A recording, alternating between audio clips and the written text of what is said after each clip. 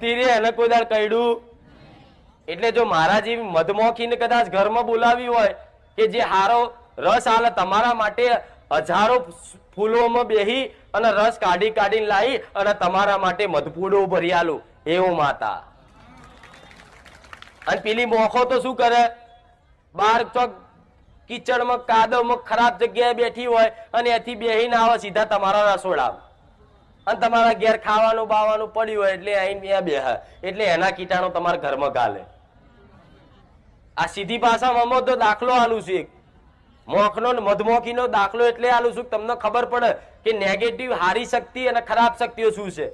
ફરવા વાળી બધી જગ્યાએ દુષ્ટ શક્તિઓ હોય જ, ખાલી કચરા પોતું જ કરો, પણ ના, ચારે બાજુ ચોખ્ખું પાણી પવિત્રતા રાખો, દાડામાં 3 વખત રાખો.